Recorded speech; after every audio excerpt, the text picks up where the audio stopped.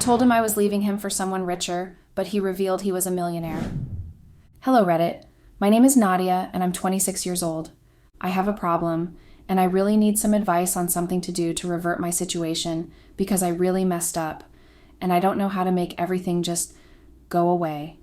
So please, guys, if there's any way you think I can solve this problem, I'll appreciate your advice and suggestions very much. It's about my boyfriend. My boyfriend's name is Nathan, and we've been together for 3 years. In fact, he proposed to me 3 months back, and we're supposed to be getting married in a few weeks. But the problem now is, my boyfriend has broken off our engagement, and it's all my fault, which is why I'm here. This is my last resort, and I really am desperate. It was just a joke. An expensive joke. A joke that apparently isn't a joke because it has ruined everything I've planned for and imagined for it to be like when we got married. I said it, but I didn't mean it, honestly. And I didn't expect that Nathan would take it that way. I was just joking around and had told him I was leaving him for someone richer. But instead of Nathan laughing and playing along with my teasing or just dismissing it, he had just gotten up and left. Not just left, he left the house completely. I was so surprised, and I texted him to tell him it was only a joke, but Nathan would not reply to my texts even though he saw them. I called him, but he wouldn't pick up my calls. I kept calling and texting, but he still wouldn't answer me, and 2 days passed before Nathan came home again. But this time, it was to give me the most shocking news of my life. He had arrived in a flashy car, one of the newest models, and when he got out, I just knew that the Nathan I knew wasn't the same Nathan that stepped out. He was wearing flashy and very expensive designer clothes. When he walked into the house, I started to question him, thinking he borrowed the outfit and the car to impress me because of the joke I said, but Nathan just laughed. He let out a short laugh, and there was something about the way he smiled at me. He had this crooked smile that said he knew lots of things that I didn't. I was wondering what was going on when he dropped the bomb. He told me that he is a millionaire, and that he was going to reveal that at our wedding by gifting me the biggest mansion and the newest car, like the one he parked outside the apartment. He was going to do all the things I've always whined about and complained about because, according to him, he thought that I was the real deal. But then he said, "I changed my mind. You cannot have all of that and more because I realize what a lying, cheating gold digger you are." I was so shocked, and I didn't even answer or react for a few seconds. And when I tried to react, when I tried to defend myself, Nathan just looked at me. The look in his eyes was just different. It wasn't the way he had always looked at me before. It wasn't those sparkly stars that dazzled when he stared at me. He didn't look at me like a man in love. The look in his eyes when he stared at me was just empty. Perhaps it was hate, but it wasn't anger. It was definitely not love. It was just a resigned look, like an "I've given up on you" kind of look.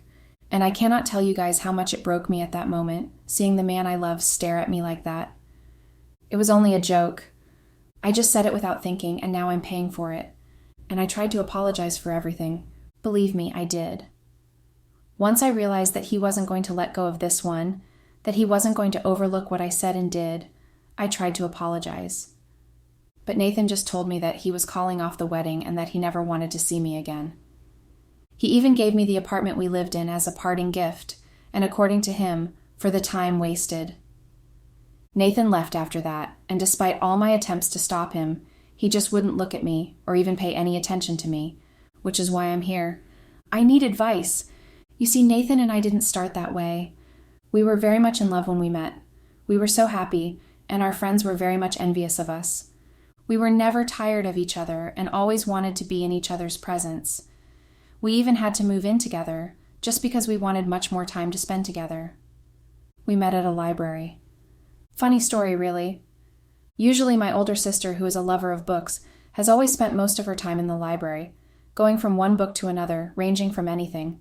She read so much that we called her the family's encyclopedia. That day, she was supposed to go to the library to return a book, but she couldn't go because she had slipped on slippers I carelessly dropped on the floor and had ended up in a cast. So automatically, I was on book return duty. I went to the library to return the book, and then while trying to pick the book my sister asked me to lend on her behalf, Nathan started a conversation with me about the book in my hand. I was clueless, but he was so fine and looked very sexy, I pretended to know what the book was. Luckily, I had some head knowledge because my sister, in her attempt to describe the book, had given a little more than enough details so I could get the accurate one. I started visiting the library after that, hoping I'd bump into Nathan another time because, the first time, we had not exchanged contacts. But Nathan did not show up for a week, and I was about to give up when he eventually did. I made sure we exchanged contacts before he left that day, and as you can guess, that was my last time in the library too. Nathan and I started talking and we fell in love so fast. Within 2 weeks we started dating, and it was the best decision of my life. Although Nathan never really worked. He told me he's a painter, and since I had seen a few of his artworks, I believed him. Honestly, I wasn't with Nathan because of money from the beginning, and everything was all right. I thought he was just all right, had just about enough to fend for himself and also buy me gifts, and even take me out on special occasions. I was satisfied with everything because I was, and still am, truly in love with him. But when everything started to turn around is when I cannot say exactly. I didn't fall out of love with him or anything. I just started to get very unsatisfied with everything. I started to hate the way he would sit around in the apartment, focused on a painting like his life depended on it, and it usually did turn out beautifully, only for it to be sold at some measly amount. It pissed me off, and I didn't like how satisfied he usually was after selling a beautiful piece for that low amount. I tried convincing him to sell higher, but he never listened. He would only say he was satisfied with whatever amount he sold them. I started doing a secret business of reselling Nathan's artwork. I would buy the painting off the person who bought it from Nathan at a higher price and then resell it at a much higher price. And for a while, I profited a lot because Nathan's paintings sold for a lot, especially when I took them to the right places. I even quit my part-time job because of how much profit I was making off the paintings. I encouraged Nathan to paint more, and I even ensured I knew who he sold the next painting to so I could buy them off their hands and resell them. But then again, that wasn't enough to keep me happy. I was bored and tired of the monotony of everything. I was tired of the fact that Nathan was the same person as he was when we started dating. I was so tired that he seemed comfortable being him. I was so frustrated that we were stuck in that same apartment since we knew each other and moved in together. I was tired of not having money to buy myself nice stuff. Thinking back now, I think the frustration must have started when Sarah, one of my friends back in high school, had invited most of our mates for a high school reunion. I remember having nagged Nathan so much to get me a very expensive bag. I didn't want to go there and look like I was the only one life was dealing roughly with.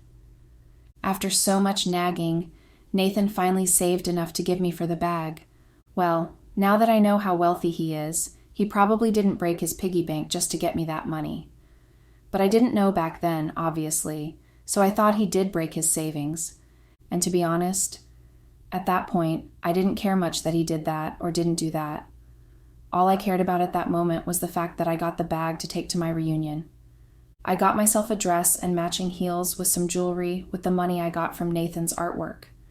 I went for the reunion looking my best. I even got many compliments on my bag and my dress, but instead of being satisfied and happy, I was not satisfied. I saw Sarah and her husband, whom she had invited to the reunion. They both looked so classy and elegant and rich, everything I wasn't. Her husband had single-handedly sponsored the whole reunion, and everyone was kissing up to Sarah's ass. Some so she could help them talk to her husband about some work or connection, while some just liked the idea of being associated with someone as wealthy as that. I was jealous, I won't even lie. I felt like I should have been the one in that position, not Sarah. Sarah was the least expected person to be in that position, because she came from a really poor home and her parents couldn't afford to even send her to college. She had been a high school dropout. How she met someone as rich as that and became so wealthy just makes me wonder. And it was the way she kept smiling at every compliment, like she was so humble. It made me angry. I remember rolling my eyes discreetly throughout the party. What pained me the most was the way her husband kept looking at her like she was the most beautiful girl on earth. He didn't even look elsewhere throughout the whole thing. Somehow, that made a thought pop into my head right there. Where I was sitting, just watching Sarah and her husband dance to a slow song, At that moment, it felt like a perfect idea. I didn't want to behave like the others who were kissing up to Sarah's ass so they could get close to her husband. I wanted mine to be directly with him, and hence the perfect idea that popped into my head. When Sarah and her husband were done dancing, another one of our mates had asked her for a dance, so her husband was free. He seemed to have gotten a call because he excused himself from the party and stepped out. Perfect opportunity. I stepped out like I was receiving a call too, and I made sure I bumped into him. He apologized, but I insisted it was my fault, and he asked for my name, which I supplied. It was easy from there, because Sarah's husband apparently has a thing for curvy women like myself. We exchanged contacts and then went to the party to pretend like nothing happened outside. The first time Eddie, Sarah's husband, and I met, it had been in a hotel. There was no mistaking what he wanted, and he gave me exactly what I needed after, even more in fact. Before we met at the hotel, we had started chatting, and I complained about my financial situation a lot, and then lied about having issues in my relationship. I did whatever I could to make myself into a woman in distress who needed saving both sexually and financially, and Eddie had bitten the bait. Or should I say I bit the bait he threw. That day I was supposed to meet Eddie in the hotel. I lied to Nathan that I was going to see my cousin in the next town, and because he trusted me, he didn't argue or ask questions. I didn't lie completely, though. I did go to another town. Just not to visit my cousin, but to meet Eddie. Eddie was waiting for me by the time I arrived, and I was immediately directed to the room he was in when I asked the receptionist. No words were said between us. I just stepped in and unzipped my dress, which had a zipper from the chest down to the end of the dress.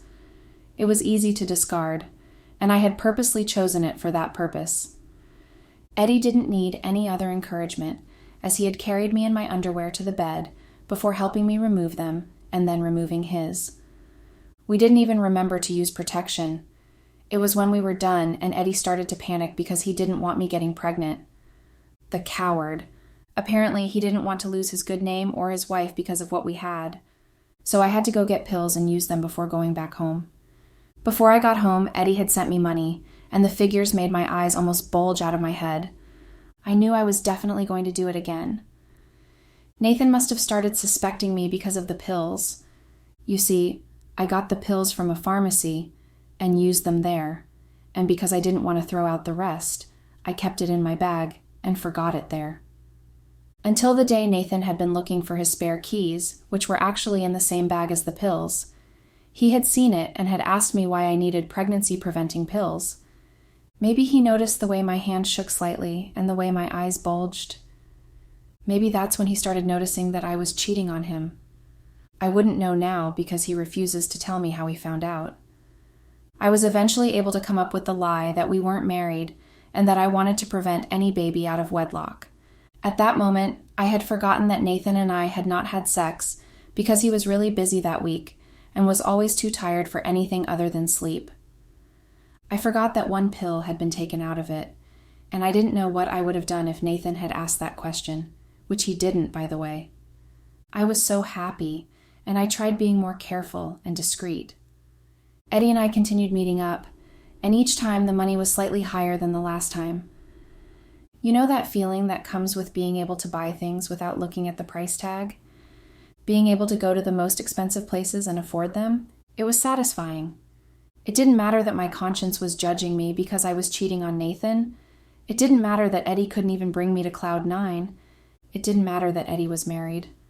So long as I got to have money and spend it the way I liked without worrying about other bills, I was fine with any other consequences or guilt that came along with it. Or so I thought. Because right now I'm not even close to being fine, and you guys cannot even understand how much I'm panicking. Nathan started to question my excessive spending, especially after I came home after long hours of shopping with different bags. He knew I wasn't working, so coming home with those kinds of expensive stuff was quite unexplainable. At first, I told him it was from my friend Sarah. We just reunited, and she keeps asking me to come with her everywhere, and she insists on buying me everything even though I refuse the offer. That's what I told him. And Nathan believed me. He trusted me enough to think I would never lie to him, but I was already lying to him about a lot of things. And I felt real bad about lying to him, but I just couldn't bring myself to stop. I didn't want all the benefits of cheating to stop. I realize as I type now how selfish I have been. But honestly, at that moment, that was all that mattered. Money. I didn't only cheat with Eddie, though. Eddie wasn't the only man who got to sleep with me while I was with Nathan. There was also Simeon, our neighbor. Funny enough, I didn't sleep with Simeon because he was rich or because he had money. He was even more average than we were. Well, I'm just going to type it out. I'm here anyway to confess my sins and perhaps get some sympathy and advice. I slept with Simeon because he was huge. I mean, down there, if you understand what I mean. Well, how did I find out? Simeon's house was built really close to ours, and we had the same landlord. Well, I thought we were actually paying rent. It was after the whole discovery of who Nathan really is that I realized the house actually belonged to him, and we weren't even paying any rent at all as I thought we were. So, Simeon's apartment, like I wrote before, was structured in a way that if I looked across my kitchen, I could see inside the window of his room if he didn't close it. That day, I went to get a drink before leaving the house. I was supposed to meet Eddie, but he texted me right there in the kitchen that he had an emergency and had to bail on our meeting. I didn't mind at first because even though he bailed, he still sent me some money. I first heard some screaming, and I looked across from the kitchen to check where the screaming was coming from, and I saw Simeon, naked and pumping into a lady fast and hard. She wasn't lying down. It was against the wall of his bedroom.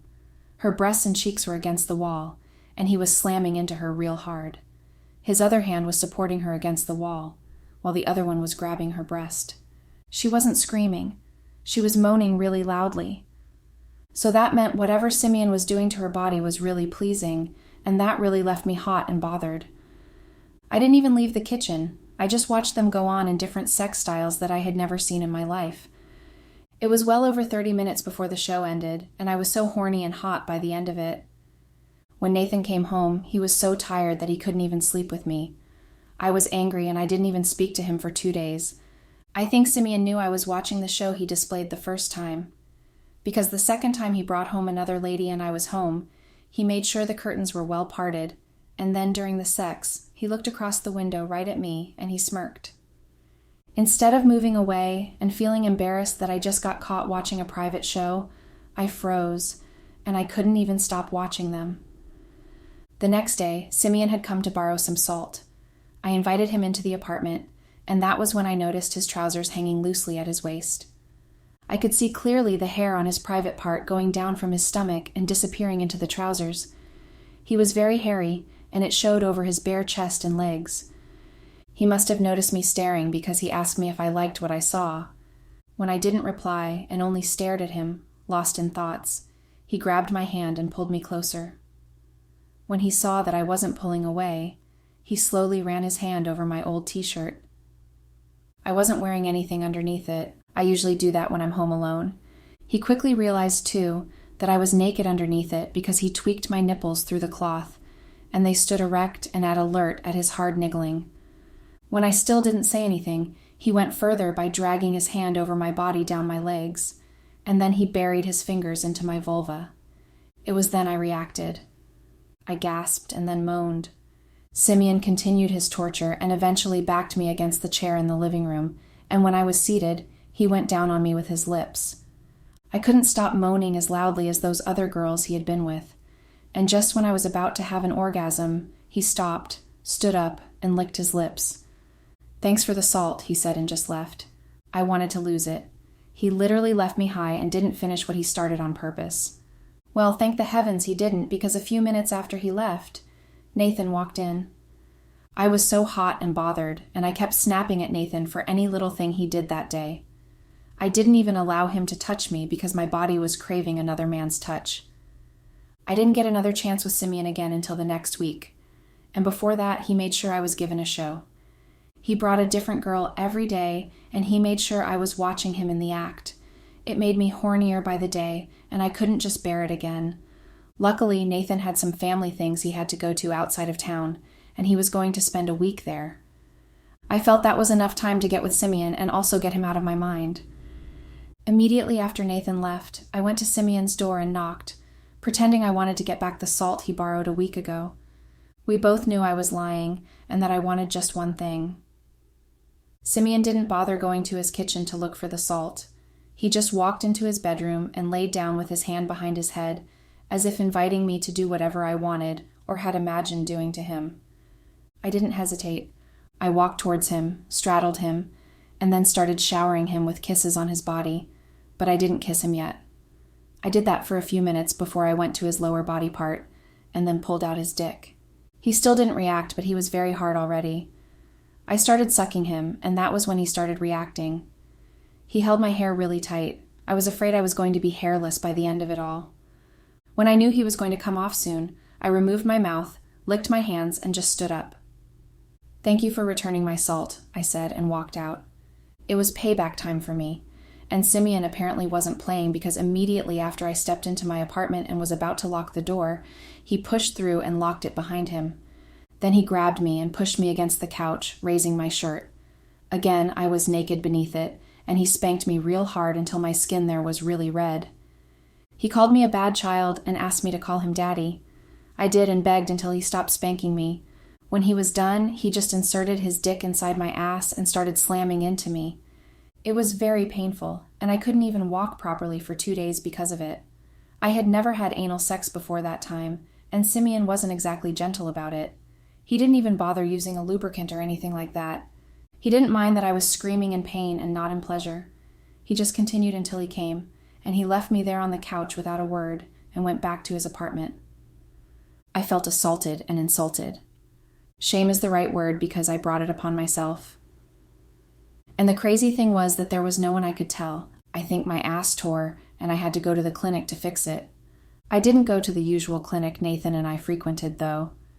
I went to a neighboring clinic, and I had eyeglasses on because I didn't want to be criticized and recognized too. The doctor who sewed my asshole just kept shaking her head, but I didn't mind. She probably thought I was some sex worker who did a job that almost ruined my ass. Thankfully, everything healed before Nathan came home. Not completely, but to an extent that I could pretend everything was normal down there. I never went back to Simeon, and luckily he eventually moved away for some strange reason. Although I didn't stop seeing Eddie. At least that one gave me money and didn't inflict pain on me while at it. Those were my thoughts. I thought that Nathan wouldn't notice. I thought that I had hidden everything very well away from Nathan. I thought I was being very careful and that Nathan would never suspect me. But I guess I was wrong. On our 3rd-year anniversary of being a couple, Nathan had proposed to me. I was so happy, and I didn't mind that it was some normal gold band. I was so sure he emptied all his savings to get me something decent. I thought we would start our wedding preparations almost immediately, but Nathan asked that we hold it off for some months. I thought it had to do with the money, and I was irritated again. I kept sleeping with Eddie so I could get some things for myself. I got myself my dream wedding gown, which was worth millions. I got the most expensive makeup artist and had already paid her down for that day. I kept buying things, but Nathan didn't do anything. He just kept telling me to calm down and that our wedding was going to be a huge surprise to me. I didn't understand his words, nor did I give any other meaning to them, other than thinking he was trying to save up for the wedding again. So that awful day, I was trying to bring up the wedding preparations as usual, and Nathan was saying the same thing. I was so irritated and pissed, so I decided to just tease him. I told him that if he didn't marry me quickly, I was going to leave him and go with someone richer. Instead of laughing or teasing me back, Nathan had just looked at me. And it was the first time I actually noticed. Nathan had been looking at me the same way for months since the proposal. There weren't stars in his eyes when he looked at me. It was dark and empty, and it scared me. I tried to tell him it was only a joke, but he wasn't listening to me anymore, and he just left. And then he came home with the biggest news. A very shocking one. I didn't write all he said the day he came to announce his hidden wealth. He also told me that he was responsible for Simeon leaving so early. Apparently, he had employed Simeon to seduce me, to see whether I would actually bite the bait. He knew about Eddie right from the beginning, and he wanted to test whether it was only because of money that I was tempted to cheat on him. Shocked is an understatement of how I felt at that moment. He knew. He knew everything. How I went to that clinic where I thought no one knew who I was to sew up my asshole that was battered because I cheated on Nathan. He knew everything about my secret meetings with Eddie, each one of them over the past year. He knew everything, and yet he just watched me. Even proposed to me and allowed me to use all the money I got from Eddie to get a wedding dress, a makeup artist, and the jewelry I intended to use that day. He knew everything and allowed it. Maybe he wanted to punish me for cheating on him, and honestly, right now, I do not mind being punished. I just want to be punished right in his house, being married to him, a millionaire. I just want to marry Nathan. Please, guys, help me. What would you do if you were in my shoes? How do you get back a man you cheated on and he found out about everything? Update. Hello, Reddit. I cannot even begin to express how I feel at this moment. To say I'm devastated is an understatement of how awful I feel right now. Today is supposed to be the happiest day of my life, and yet it is the saddest day of my life. Today is supposed to be my wedding day. Right now, as I type this post, I'm seated on my bed in my wedding dress and wearing the expensive makeup I paid for. I'm supposed to be saying I do on the altar today and having friends wish me congratulations while I smile until my jaw hurts. I'm supposed to be happy to finally be wearing a wedding band, but here I am instead, lying on my bed and typing out this message. I've been the most stupid person on earth thinking I could get away with it all. Nathan had been the kindest man I've ever met. He was patient and loving, and he cared for me. He loved me. He loved me. But I took his love for granted, and I just decided to make him regret choosing to love me. He had to hide his wealth from me just to check if I was a gold digger or not. And I proved to be. A big-time sex worker, in fact. I kept sleeping with Eddie, who is very much married, because he gave me money. Isn't that what a sex worker does? I've been the biggest fool, thinking I could fool Nathan for long. I underestimated his intelligence and his smartness. I never stopped to think he would suspect me. I never stopped to think that he could stop loving me. I never stopped to think that maybe, just maybe, I would never get away with everything. Now here I am, in tears, as I type this post, ruining my very expensive makeup. I'm stuck in the apartment because I have nowhere else to go. Nathan made sure to punish me by not taking anything from the house. He obviously has everything he needs, and he wouldn't need average clothes in his world anyways. Our pictures still hang on the wall of the living room, one where he was swinging me around and I was laughing so hard, and our friend had decided to help us capture the moment. We framed it because of how happy we looked in the picture. There was another one on the wall, one of Nathan and me wearing matching shirts. He was holding me, and I was looking up at him with smiles. The picture by our bedside was one when I was trying to snap without Nathan in the picture, but he had just come and kissed me on the lips, and the picture had turned out perfect. Every picture, every pair of his clothes reminded me of how happy we were, until I ruined everything. Every inch of the house is filled with memories of him. Happy memories now turned into painful ones. I've tried so hard to reach out to him. I've texted him repeatedly and begged to see him. I've begged for one more chance, but apparently Nathan is so done with me. He endured a whole year of my cheating, perhaps expecting me to change or stop because he loved me, and then he decided to test me with another man, and I still failed the test woefully. I'm the worst person on earth. I deserve all the insults you guys give me and more. I was selfish and greedy, and now I've lost everything that matters to me. My family wouldn't even speak to me, particularly my mom and sister. They found out what I did when I wouldn't stop crying about Nathan ending things and refusing to say why. My sister had called Nathan and asked to meet up. She came home that day and was so mad at me, and then she told my mom the truth. My mom ordered me out of her house, and since then, they both haven't been picking up my calls or responding to my texts. I'm so ruined. Everything is working against me, and it's all my fault. Is there any way to stop feeling this pain?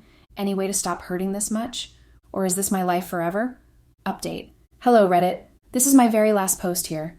I figured posting here doesn't exactly sort things. It just gives me an avenue to rant and feel bad for myself. And I shouldn't be feeling bad. Because I caused everything. And believe me when I say the pain I go through every day, walking through the now empty apartment, is worse than any other pain I could have ever gone through in my life. The thought that I will never get to have Nathan again because I was careless with his feelings niggles my mind every day, and it hurts so badly. Every day now, I get to think about the bad choices I made and how they have now affected everything in my life. I just want to go to bed and never see another day. But then, like it was meant to torture me, the sun comes up the next morning, piercing through my window and telling me it's another day in hell. A hell I created for myself. I regret everything so badly, and I wish so desperately that I could turn back the hands of time, because I swear it, I would have done everything differently. I wouldn't have done all the terrible things I did to Nathan.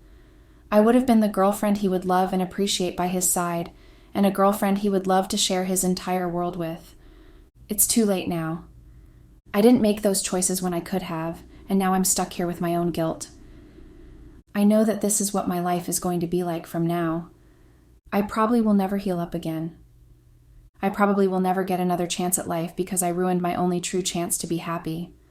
Sadly. Goodbye, guys. I sure hope, regardless of how much you hate me and are not afraid to say so, that you're not ending up like I have. Because free advice?